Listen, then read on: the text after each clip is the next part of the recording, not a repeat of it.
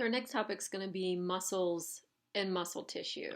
And so just by way of reminder here, I want to just briefly talk about how when we went over tissues, we had three types of muscle tissues. So we had skeletal muscle, which is going to be our main focus in this lecture. We've got cardiac muscle, which we're going to get to in second semester, and then smooth muscle.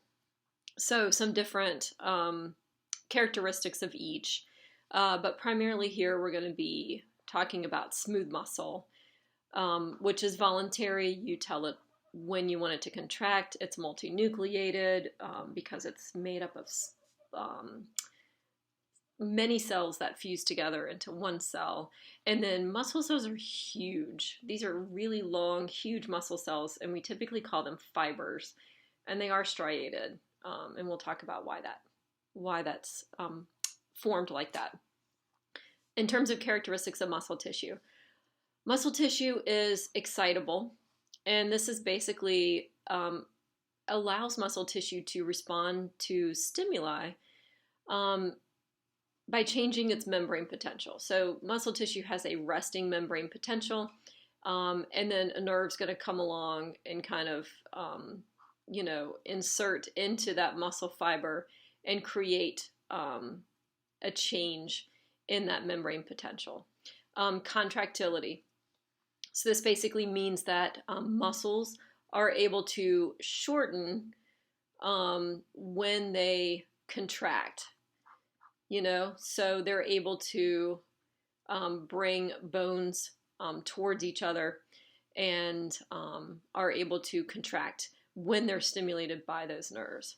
Extensibility. So muscles are able to extend or stretch even beyond their resting length.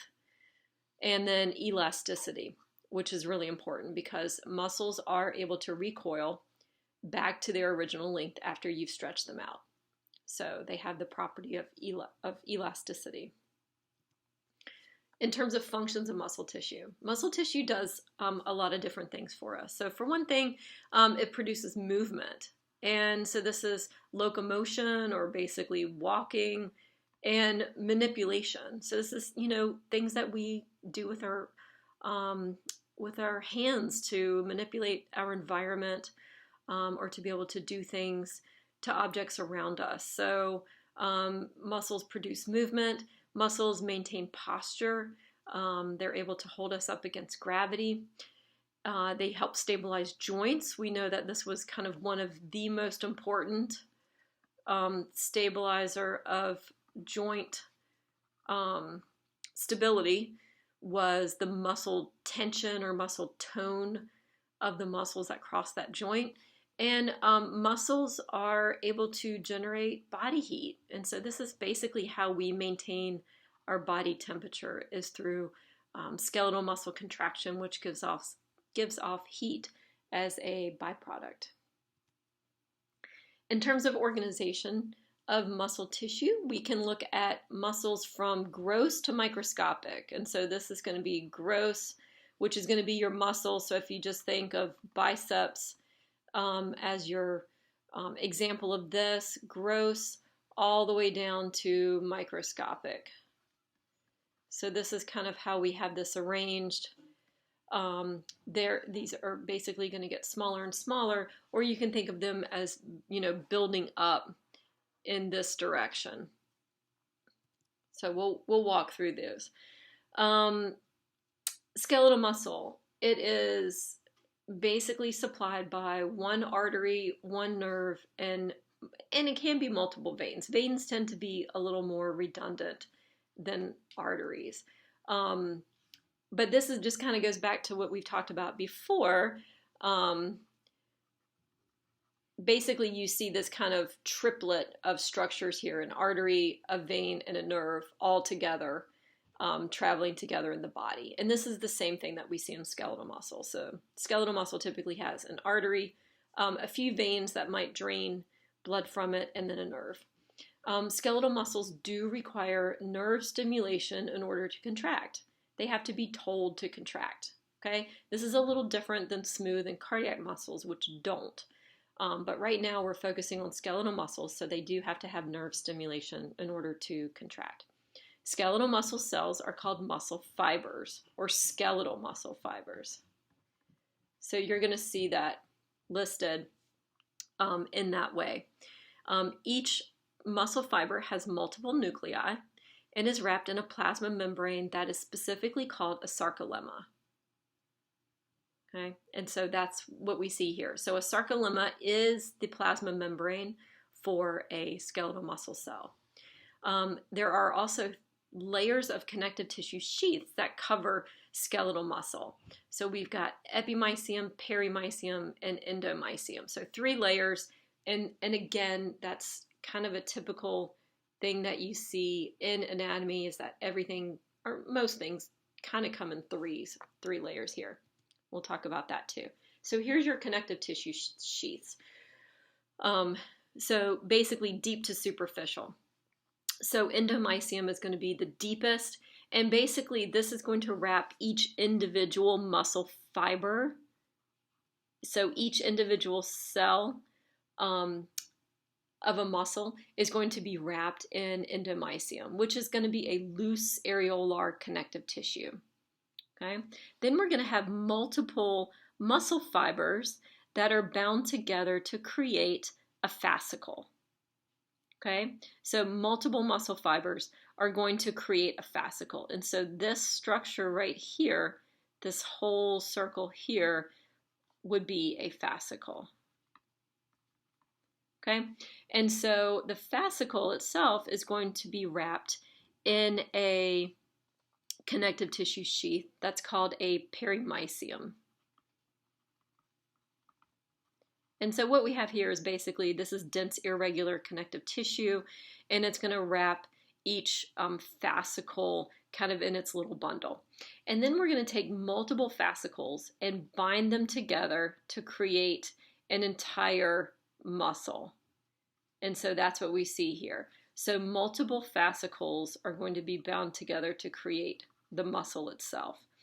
And the muscle is also going to be covered by a dense irregular connective tissue sheath, and we call that epimysium. So typically what you see, sorry, my writing's not great, but typically what we see is epi usually means the most external, and endo, which would be around the cell, this would be our endomysium. Endo is going to be the most internal one. So if that typically is what you see as well. So endo means inside or internal. So that's going to be kind of like the most, the deepest layer. But the epimysium, the connective tissue sheath that covers the muscle as a whole, basically kind of blends in with the fascia that we see, that connective tissue coverings that we see throughout the body. And also gives tendons and ligaments something to attach to as well. Okay, and so this is just kind of another view of what we see here. You can see kind of individual, this would be like an individual muscle cell with a nucleus. Here's a dark, colored nucleus here. So this is going to be a muscle fiber or one muscle cell. It's going to be covered by an endomysium. And then if you take a look at kind of this whole thing, we've taken a bunch of muscle fibers and we've wrapped them in a package all together. And so this would be a fascicle, and this is going to be wrapped in perimysium. Okay, just some things to keep in mind with muscle fibers. They are huge, like I talked about before. They are embryonically made of multiple smaller cells that come together to fuse and form a gigantic muscle fiber. This is why they are multinucleated.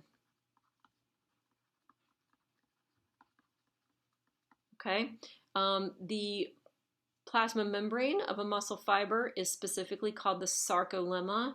So that's a term that you need to know. And the cytoplasm specific to muscle fibers is called sarcoplasm. So that's another thing that you specifically need to know. Sarcoplasm and sarcolemma. Sarcoplasms are important, or sarcoplasm is important because it contains glycosomes specific to muscle fibers, and this is where the muscle fibers store glycogen, and also myoglobin, which is used for oxygen storage. In terms of muscle fibers, each muscle fiber, and this is getting a little more microscopic, each muscle fiber contains myofibrils. Okay, and this is myofibrils are going to contain sarcomeres, which are the contractile elements of skeletal tissue. And then if we go even further down, sarcomeres can be divided into actin and myosin, which are contractile proteins which create the sarcomeres that we find in the myofibrils. So basically what you'll see are these myofibrils are these kind of long kind of cylinders that are found in the muscle cell, and they basically are kind of divided like this, where like this area here would be a sarcomere, this area here would be a sarcomere. They're kind of like arranged in sequence or in series, sarcomeres kind of along the length of that myofibril. Sarcoplasmic reticulum is the specific smooth endoplasmic reticulum that's found in muscle fibers, and its purpose is to store calcium that is released during muscle contraction. So T-tubules are basically invaginations of the sarcoplasm, and they are going to, the sarcolemma of the plasma membrane, the sarcolemma, invagination of the sarcolemma, because it's going to conduct action potentials that basically travel along the sarcolemma down deep into each cell. Okay, so T-tubules are basically, you'll see this word a lot, like invagination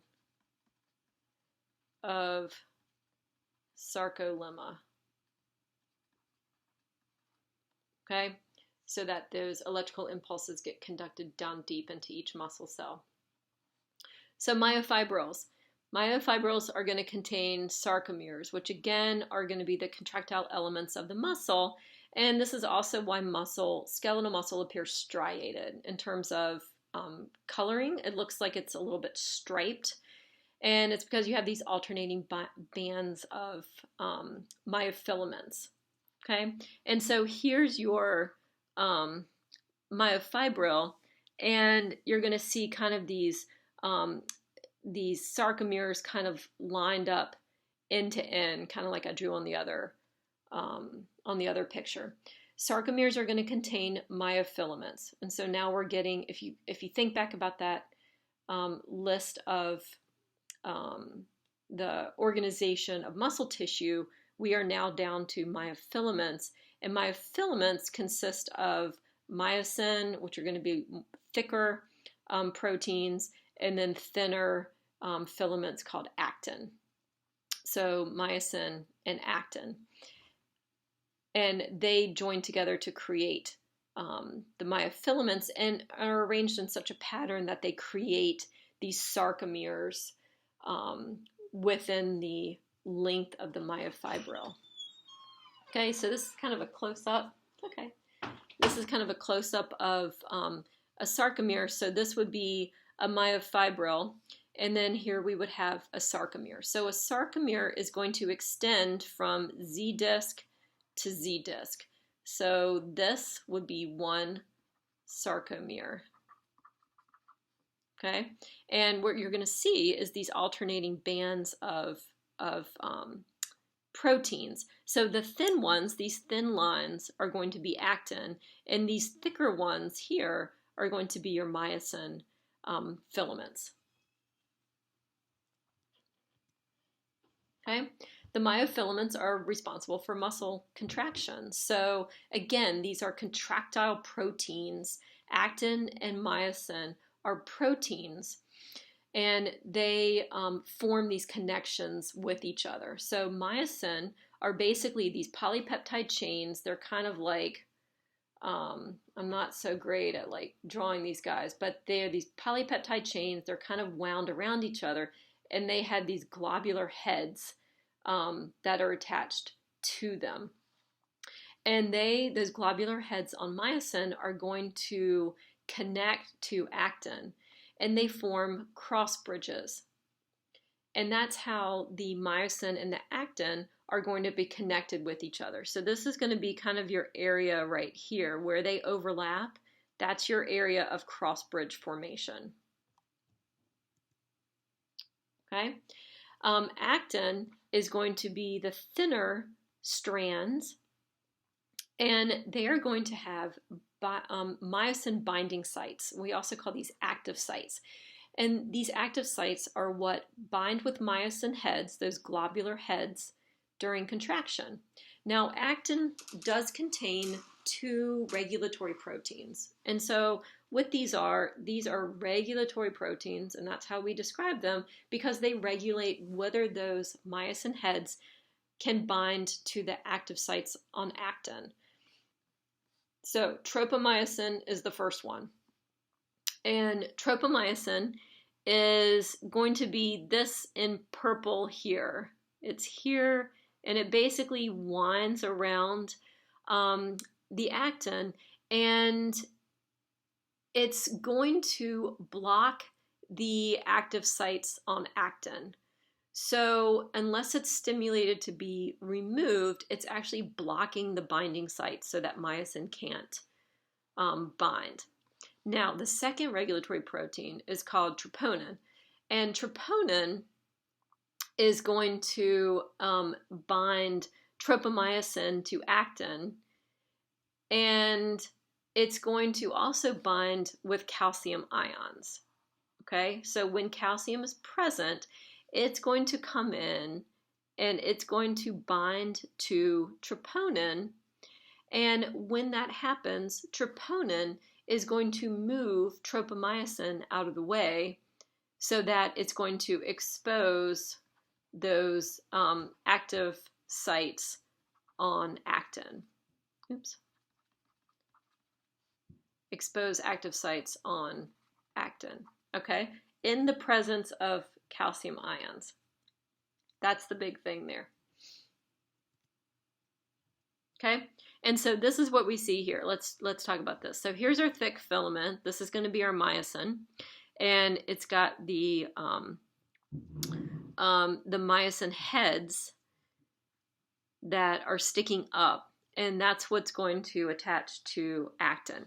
Here's our actin, and we've got our tropomyosin, which is basically winding around the strands of actin, and then troponin, which is attached to tropomyosin, and it's the one where troponin, in the presence of calcium, is going to change shape and move tropomyosin away so that now the active sites on actin are exposed. And when they're exposed, now during or in this area of overlap, those little myosin heads can now bind to those active sites on actin, and they create a cross bridge. Okay, a couple different views of that. Okay, so sarcoplasmic reticulum. We touched on this before. This is specialized smooth endoplasmic reticulum that serves as a storage site for calcium, because we need calcium for muscle contraction. We just talked about where we needed calcium, right? This was one area right here of where we need calcium to happen. So where does that calcium come from? One place it's going to come from, well, the main place it's going to come from is our sarcoplasmic reticulum. And so now what we have with this is just under the sarcolemma, we've got sarcoplasmic reticulum, which is basically going to be these kind of long, areas, kind of, they contain calcium, and most of them are going to run like the length of the myofibril. Now, some of them are also going to come down this way, kind of perpendicular. And we call those terminal cisterns. Okay, so there's your terminal cistern kind of at the end there, but most of them are going to go this way. Okay, and so this is basically like a tubule that's going to store calcium that we need for muscle contraction. Okay, and then we've got our T-tubules, and like we said before, this is an invagination of that sarcolemma. So it's going to come down and it's going to travel down deep into the muscle cell itself. And what ends up happening is the T-tubule is going to form a structure called a triad with the terminal cistern. So we're basically going to have, like if you look at this area right here, this is going to be a triad. So what we have here is a terminal cistern of the sarcoplasmic reticulum that's storing calcium for us. We have a T-tubule, which is going to be that invagination of the sarcolemma, which is going to carry the electrical impulses down deeper. And then we have another right here, another terminal cistern. So it's three structures, right? Hence the name triad. And that's what we see there. And these guys are paired up, you know, for a reason. So basically, we've got electrical impulses that are going to travel down through that T-tubule, and that's going to stimulate the terminal cisterns to release calcium. So the reason that we have all of this is that we want to make sure that all of the muscle fibers contract at the same time. And these guys are huge, so they need a little help. So the T-tubules help them out with that.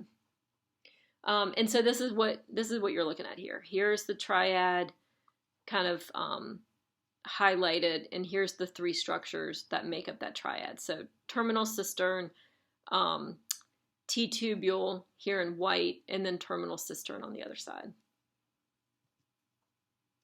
Okay, so in terms of how do muscles actually contract? Well, they do this through the sliding filament model of contraction. And so this pulls in our filaments, which are going to be myosin and actin, and their role in contracting. So basically, the thin filaments, the actin, are going to slide past the thick filaments, or the myosin. The actual length of the filaments themselves do not change. They basically just slide past one another. We do require nerve stimulation. So a nerve has to come in and tell this to happen. And then the connection that's formed between those myosin heads and the active sites on actin are called cross bridges. Okay, that's the connection between the myosin heads plus the active sites on actin. Okay, that's the connection there. These are called cross bridges. And they form and detach and form and detach. And they kind of slide the actin across like a ratchet. And we'll look at that too. Okay, so what we happen with this is following nervous system stimulation, the myosin heads are going to attach to the binding sites on actin, and they form the cross bridges. Okay, and so what happens is these guys are going to form cross bridges, and they're basically going to slide the actin across them this way.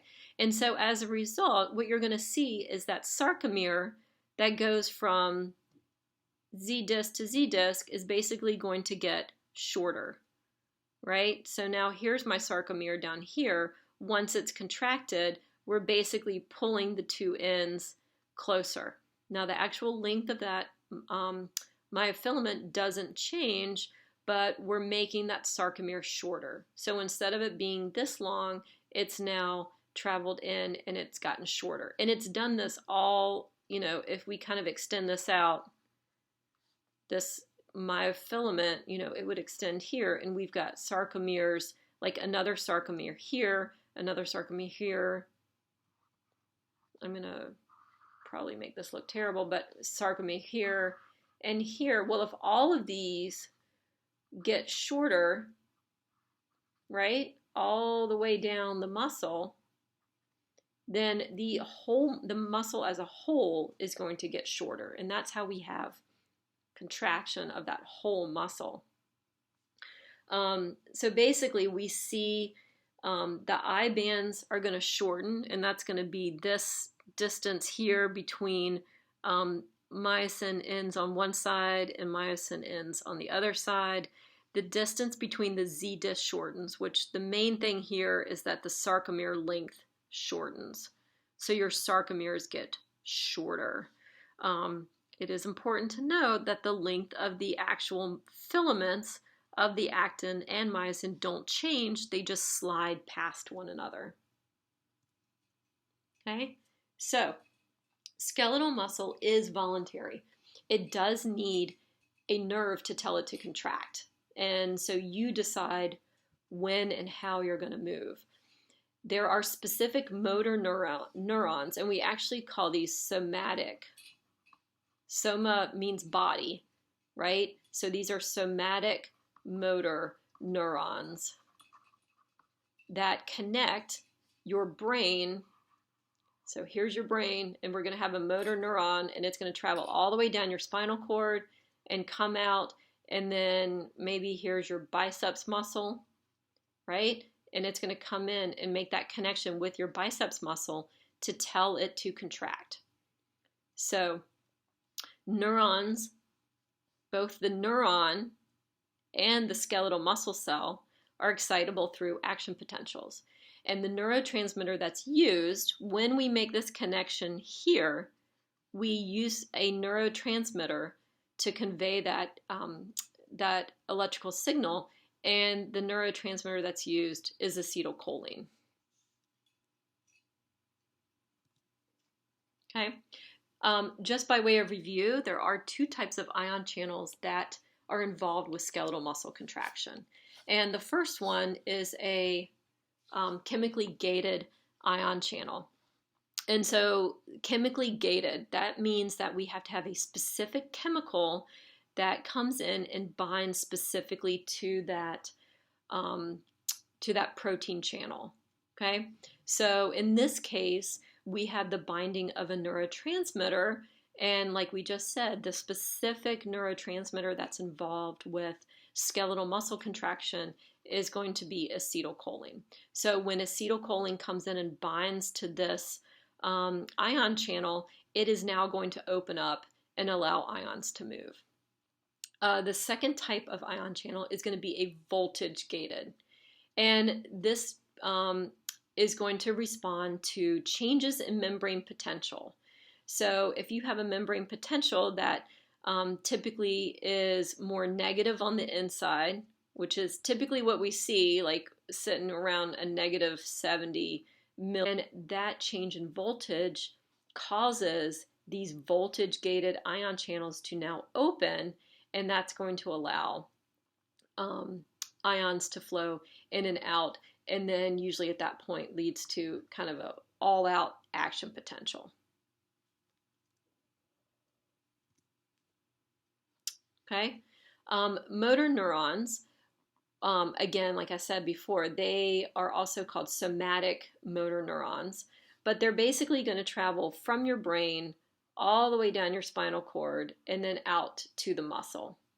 Okay, these are the axons of those motor nerves. They're long, long, long, and bundles of axons are going to be called nerves.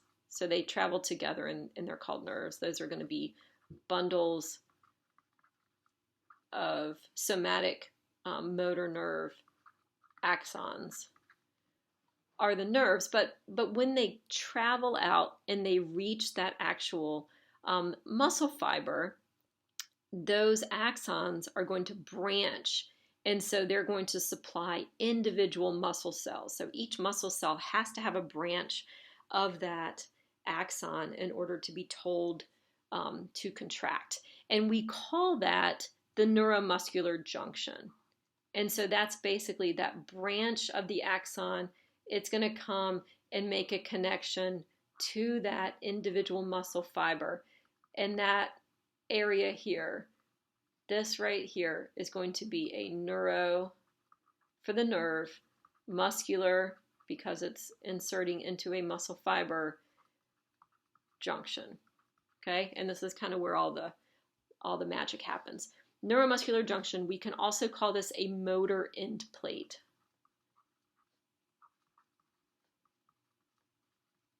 Okay, so you'll see that listed too.